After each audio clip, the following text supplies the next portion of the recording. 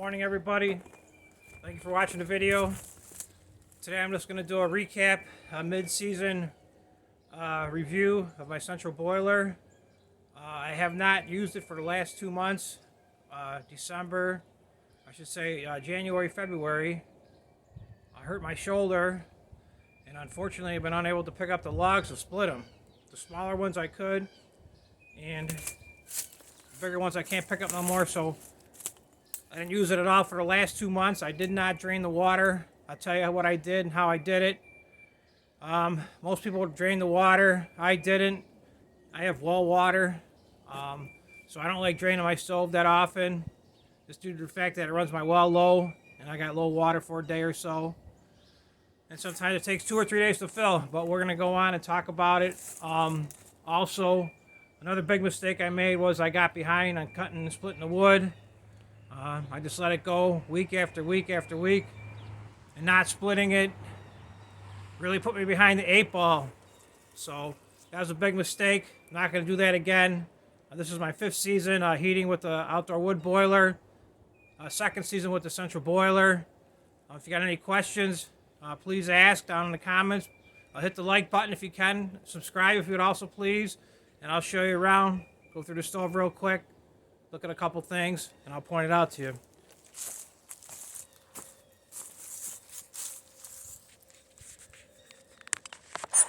So, first thing I did was I came out. Not sure if you're familiar with central boiler. All stoves are the same, they're pretty much. Here's a little switch to turn it on and off, a temperature gauge, a light sensor. It's got a light here that you can turn on manually or automatically. Open it up, look inside. They got a nice set of directions. It might look complicating and scary, the stove, but it's really nothing. It's very simple. They're all pretty much the same. You're just heating up the water and taking it inside and using it for yours. It's actually still pretty warm. I do have, what I did was, I left the water in here for the last 2 months, but I kept my heating pump on in the basement. So I use a hot water baseboard for heat.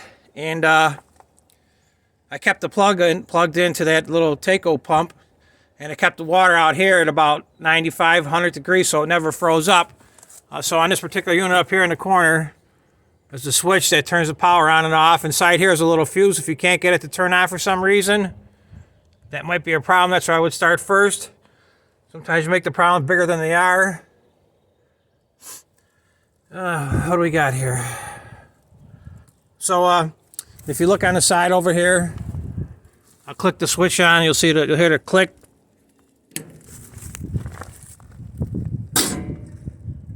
That's the draft opening on there. There is no fan on this particular unit. It's just the draft. I don't know if you can see that or not. It says it's 131 degrees, and I have not had a fire in it for over 2 months. Nothing at all. So you can hear it clicked on. Also, I forgot to show you too, under here on the bottom, there's a plug, so in case you want to use a vacuum cleaner or something for something that's not, it doesn't have a lot of amps, you can plug it in there and use it. So I'm going to click that back off. Here the door will close. Okay, so it's shut off. So I just left everything in the on position. This is just 1-inch PEX that I got from Central Boiler. It comes in a green casing. I tore the casing away. I'll show you the casing. I got a piece of it laying right over here. That's my wood pile that I had never refilled. So the case came in here, the 2 heating tubes, and you can get them with even 3 heating tubes in it too, depending on what you're trying to do. So I just took it and cut it. Real sharp utility knife cut through that, or you can use a Sawzall. I use a real sharp utility knife. So like I said, my temperature has been 130. I checked it on the coldest days. When it was like down below 0 here, and we're real wind chill, and it was like 95 degrees. So I never worried about it freezing up. You can see my water level's a little low, but it's not bad. I could use some water. She's been sitting for 2 months. I haven't opened the door. I haven't even done nothing out here. Just looked at it out the window. I had to pay the gas company to use their gas, but it's okay. Now you can see I got some wood left over. I didn't even finish burning on that last fire. It was a little bit too green. I can actually feel some heat coming out of here. So, my weld patch we did this past year, last year I should say, worked out great, held up. Hasn't missed a beat. It's been going good. Inside here is a little door that flaps open to let the air draft come through and let the draft go up the chimney. You could put some WD-40 on it, I recommend it. But overall, the stove, it's been excellent. Haven't had a problem. I still kept the water in it because it's still the beginning of May, the first weekend in May. And I'm gonna possibly, if I can get a friend to stop over, help me split some wood. I'll probably use it for the last 2 or 3 weeks. So the typical time, I usually don't start my stove until Thanksgiving. Because then if I start it before then, it gets a little warm out. It gets too hot in the house. And you almost got to sleep with the windows open because it gets like to be 85 degrees. So like I said, I don't start it till about Thanksgiving time. I usually run it through right till about the second week of April. So I could use it for 6 more weeks roughly, depending on what the temperature does. But for now, I haven't used it. Had no problem with nothing freezing up. And I'm going to try getting it going. I do treat the water with the additive through Central Boiler. They're all pretty good though, the additives, if you can't get Central Boiler in particular. I also use a powder to try to neutralize the ashes. So, anything when I talk about these stoves, this is my 3rd stove. And the best, I wanted to get a Central Boiler to start, which I didn't.